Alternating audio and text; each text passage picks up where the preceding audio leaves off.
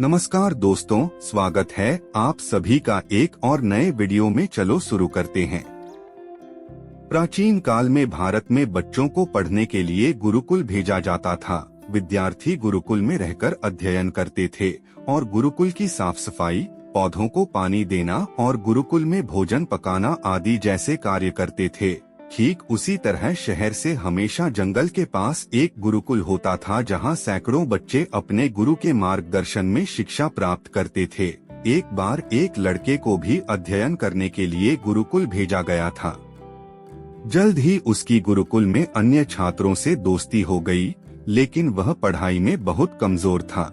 वह दैनिक कर्तव्यों को लगन से करता था, लेकिन गुरु जो कुछ भी उसे सिखाते थे वह उसे ठीक से समझ में नहीं आता था और इस कारण से वर्ष के अंत में अक्सर अन्य छात्रों द्वारा उसका उपहास किया जाता था। उसके सभी सहपाठियों को अगली कक्षा में पदोन्नत कर दिया गया था, लेकिन वह इसमें सफल नहीं हो सका। शायद शिक्षा तुम्हारे भाग्य में नहीं है, इसलिए बेहतर है कि तुम घर जाओ और अपने परिवार को उनके घरेलू कामों में मदद करो। लड़के ने भी सोचा कि शायद पढ़ाई वह नहीं है जो वह कर सकता है, और भारी मन से वह अपने घर के लिए निकल पड़ा। गर्मियों का मौसम अपने चरम पर था और दोपहर का समय था। लड़का अपने घर की ओर चल रहा था, जो गुरुकुल से लगभग 20 मील दूर था। वह बस चल रहा था और चलते समय कुछ सोच रहा था। जब वह पास के गांव से गुजर रहा था, उसे प्यास लगने लगी, इसलिए वह इधर उधर पानी की तलाश में घूमने लगा। उसने पाया कि कुछ महिलाएं एक कुएं से पानी भर रही थीं। वह पानी पीने के लिए कुएं के पास गया। जब वह कुएं के पास पहुंचा तो उसने कुएं के पास रखे ठोस पत्थर पर कुछ निशान देखे, जो कुएं से पानी खींचने के लिए रस्सी के नीचे इस्तेमाल किया जाता था। उसने महिला से पूछा, तुमने इस पत्थर पर यह निशान कैसे बनाए?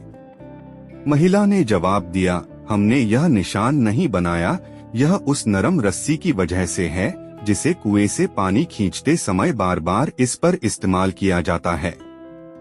रस्सी के बार बार इस्तेमाल से इस पत्थर पर ऐसे निशान बन गए। यह सुनकर लड़का सोच में पड़ गया। उसने सोचा कि जब एक नरम रस्सी के बार बार हिलाने से इतने ठोस पत्थर पर गहरे निशान बन सकते हैं, तो वह निरंतर अभ्यास से क्यों नहीं सीख सकता। वह इस घटना से प्रेरित हुआ। वह बहुत उत्साह के साथ गुरुकुल वापस गया और अथक परिश्रम करने लगा। गुरु भी उसे कड़ी मेहनत करते देख खुश हुए और उसका पूरा सहयोग किया। कुछ वर्षों के बाद यह लड़का आचार्य वरदराज के नाम से प्रसिद्ध हुआ, जो संस्कृत व्याकरण के बहुत बड़े विद्वान थे। उन्होंने मध्य सिद्धांत कौमुदी, लघु सिद्धांत कौमुदी और सार सिद्धांत कौमुदी जैसी महान संस्कृत व्याकरण पुस्तकों की रचना की। सैकड़ों वर्षों के बाद भी ये व्याकरण पुस्तकें बेजोड़ हैं। यदि आप बिना अभ्यास के केवल भाग्य के सहारे बैठे रहेंगे तो अंत में आपके पास पछतावे के अलावा कुछ नहीं बचेगा। यदि हम इस कहानी पर गौर करें तो पाएंगे कि पहले वह बालक पढ़ाई में बहुत कमजोर था, उसे कुछ भी समझ नहीं आता था, लेकिन अपने दृढ़ निश्चय और अथक अभ्यास से वह एक महान विद्वान बना। यह केवल उसके दृढ़ता